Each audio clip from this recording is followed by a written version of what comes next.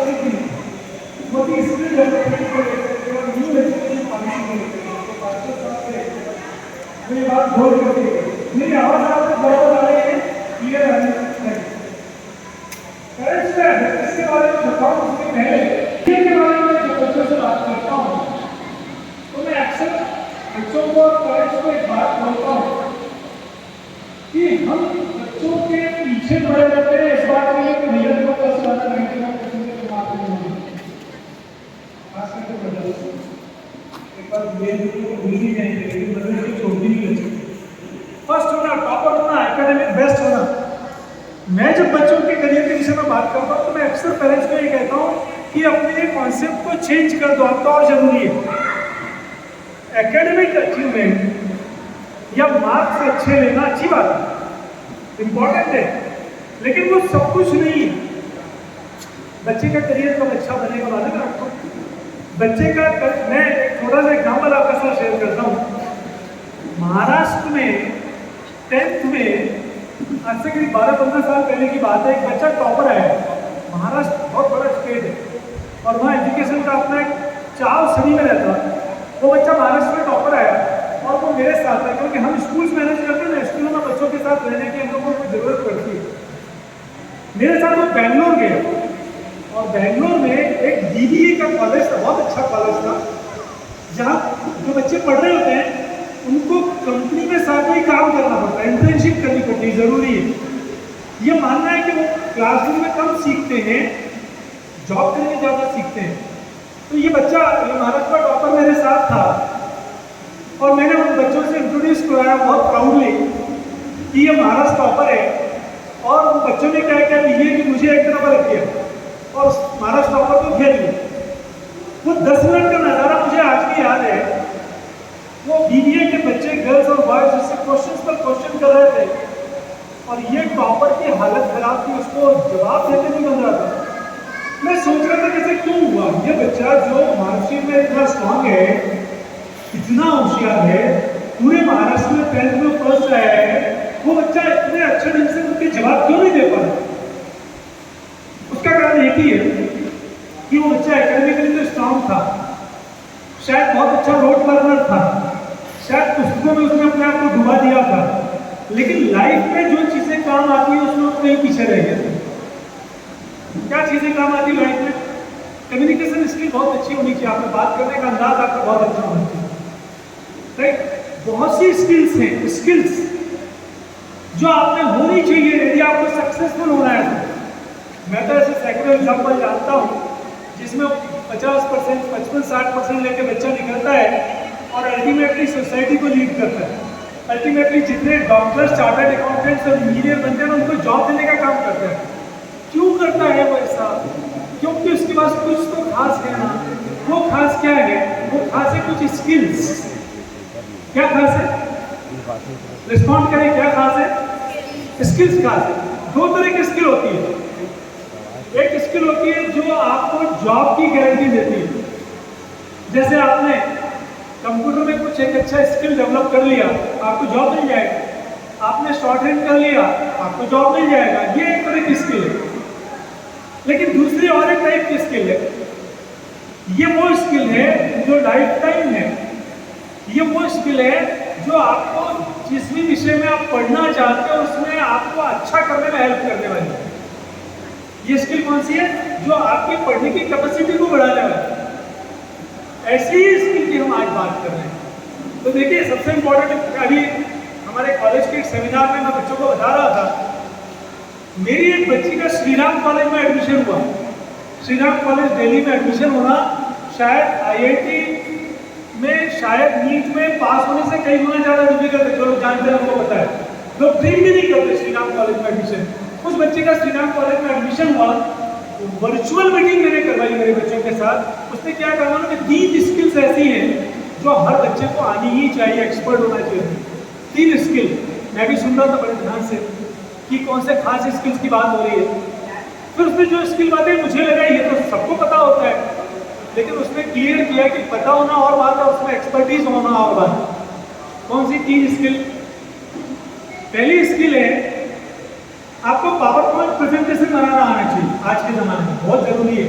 उसमें एक्सपर्टीज होनी चाहिए, आपकी स्किल है। दूसरी स्किल उसने बताई एक्सेल, एमएस ऑफिस में एक्सेल होता है ना, एक्सपर्टीज होनी चाहिए आपकी। तीसरी स्किल उसने बताई, शायद बच्चों को पता होगा, आपको हमको नहीं मालूम होगा, कैनवा। कैनवा मालूम है आप लोगों को? कैनवा क्या होता है? एडिटिंग के लिए काम आता है। ये 3 स्किल यदि आपके पास नहीं है तो आप कितने ही पढ़े लिखे हो, बहुत सी जगह आपको दूसरों पर निर्भर रहना पड़ेगा। मैं भी जब काम करता हूँ, मेरे पावर पॉइंट प्रेजेंटेशन के लिए मेरी टीम मुझे सपोर्ट करती है, नहीं तो मैं हारा हुआ महसूस करता हूँ। फ्रेंड्स, केवल एक ही बात मैं आपको बताना चाह रहा था, स्किल्स बहुत जरूरी है, मार्क्स से ज्यादा जरूरी है स्किल्स। और स्किल यदि आपने, एक छोटी सी भी स्किल है, छोटी सी भी, इस विषय में 2 घंटे बात हो सकती है, लेकिन मैं एक एग्जाम्पल देता हूँ। एक छोटी सी स्किल भी यदि आपने, आजकल तो शादी ब्याहों के समय प्रोफेशनल पेटे बांधने वाले आते हैं, लेकिन हमारे ज़माने में, हमारे शहर में, हमारे समाज में एक आधी व्यक्ति होता था जिसको पेटा बांधना आता था, वो एक स्किल थी। तो जिसके भी घर में शादी होती थी, दूसरों को पूछे या ना पूछे, उस व्यक्ति को याद करता था, क्योंकि स्किल के बिना काम चलता नहीं है। राइट? स्किल डेवलपमेंट का ये प्रोग्राम है। सबसे पहले आपको ये ध्यान में लाना है, ये स्किल डेवलपमेंट का प्रोग्राम है। आज हम यूसीमस अबेकस की बात कर रहे हैं। मैं रिपीट करता हूँ, हम अबेकस की बात नहीं कर रहे हैं, हम यूसीमस अबेकस की बात कर रहे हैं। डियर पेरेंट्स, अबेकस बहुत आसानी से मिल जाएगा, लेकिन यूसीमस अबेकस की हम बात कर रहे हैं, ये कुछ हटके है, ये कुछ डिफरेंट है, इसकी अपनी कुछ खास बात है। आप अबेकस में पढ़ने वाले बच्चों को यूसीमस अबेकस में पढ़ने वाले बच्चों से कंपेयर यदि करेंगे तो आप देखेंगे कि यूसीमस अबेकस है। क्या है यूसीमस? यूसीमस एक ऐसी कंपनी है जो 80 देशों में काम कर रही है इस समय। हमारा ग्रुप एक ग्लोबल ग्रुप है, इंटरनेशनल ग्रुप है, एक ऐसा इतना बड़ा ग्रुप है जो शायद एजुकेशन के सेक्टर में सबसे बड़े ऑर्गेनाइजेशन में से बन के। और क्या खास है यूसीमस के साथ? यूसीमस एक ऐसा ग्रुप है जिसको दुनिया के सारे अवार्ड मिले हुए, हमने बैक टू बैक रिलीज लिया है। और क्या खास है यूसीमस के साथ?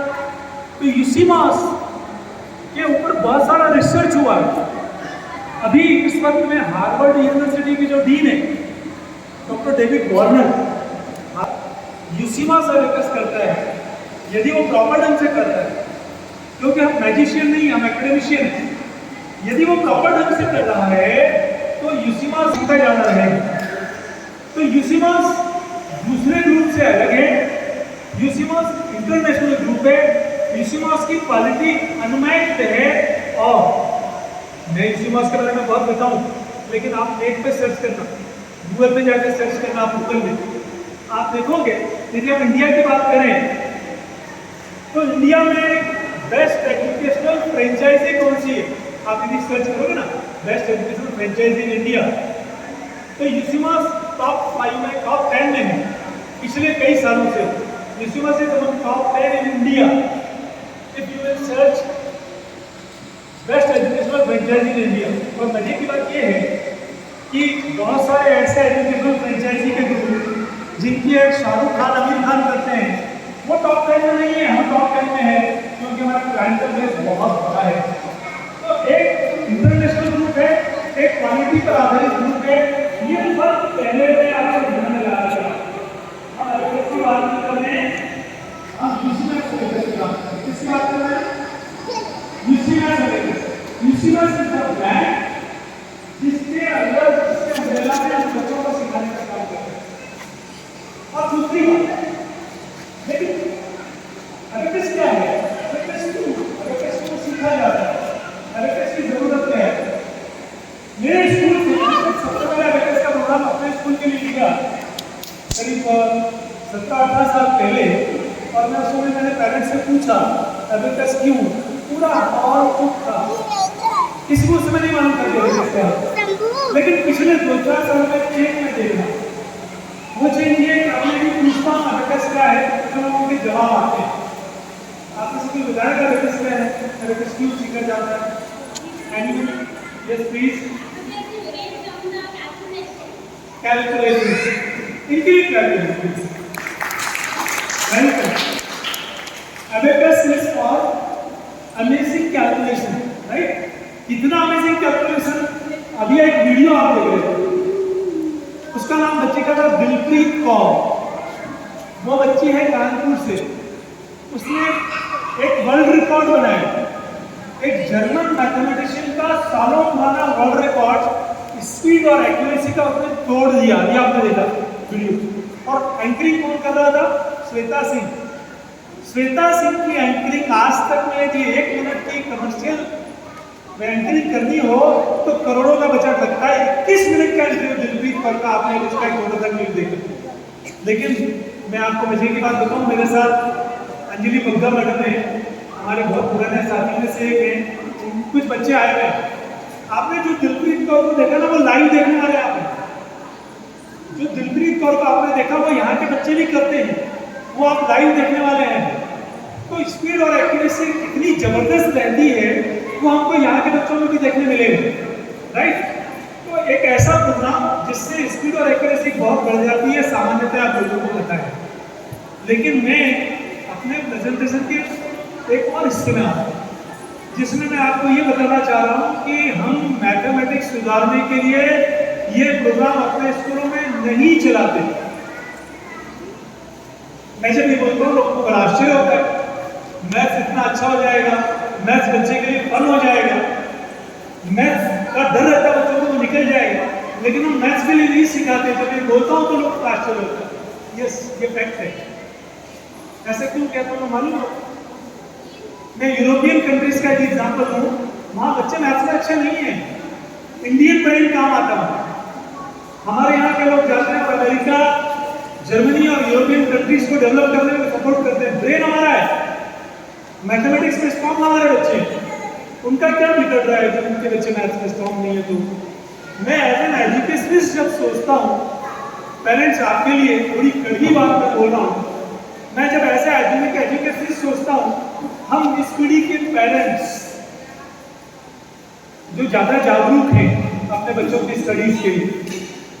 मेरी पीढ़ी में तो मेरे पापा को कोई पूछता ना गलती से घर में मेहमान आके कि दिलीप कौन सी क्लास में पढ़ता है, तो मम्मी की तरफ देखो, पास या फेल या क्लास से उनको कोई लेना देना नहीं था। लेकिन आप में से हर पेरेंट, खास करके मदर, ये जानती है कि क्लास में पढ़ने और रैंक की तो बात अलग है, आज का होमवर्क मिला, उसको ये पता है कि टीचर ने गलती कहाँ करी, टीचर की क्लास लेनी है जाके स्कूल में। इतनी जागरूकता में आ गई, ये नुकसान की है। हम चाइल्ड साइकोलॉजी को समझ नहीं पाते, ये नुकसान की है। हम कभी कभी बच्चे की तुलना दूसरे से करके उसको हमेशा टॉप पे देखना चाहते हैं, उसकी एबिलिटी समझने की कोशिश नहीं करते। और उसका दुष्परिणाम क्या होता है? बच्चे पे आता है बहुत सारा प्रेशर। जो बच्चों की साइकोलॉजिकल प्रॉब्लम्स आ रही है, उसका कारण बच्चे नहीं है, उसका कारण हम हैं, उसका कारण पेरेंट्स हैं। हम इसको, हमारे जमाने में क्या होता था, हम स्कूल से आते थे, बैग इधर, चप्पल उधर, खेलने गए, पता नहीं रहता था क्या हो रहा है क्या नहीं। ओवर प्रोटेक्टिव पेरेंटिंग नहीं थी, आज ओवर प्रोटेक्टिव पेरेंटिंग है। बच्चे को एक एक कदम आप अपने ढंग से चलाना चाहते हो, उसकी जरूरत नहीं है, गलत है, उससे बच्चे का नुकसान होगा। जब भी बच्चे को खुद के भरोसे की जिंदगी जीने का मौका आएगा, वो हारा हुआ महसूस करता है, इस स्थिति में आ जाते हैं। तो मैं बोलना क्या चाहता हूँ? मैं बोलना ये चाहता हूँ कि बच्चों पर सिर्फ मैथ्स के कारण प्रेशर मत डालो, बच्चों को स्टडी के प्रेशर में दबाने का काम मत करो। बल्कि यदि आप में जो है चिंता कि मेरा बच्चा बहुत अच्छा करना चाहिए, यदि वो चिंता है तो बच्चे को इस लायक बनाओ कि खुद ही अच्छा करे। बच्चे को इस लायक बनाओ कि वो खुद ही अच्छा करे। वो कैसे बनेगा? यूसिमा अबेकस से बनेगा।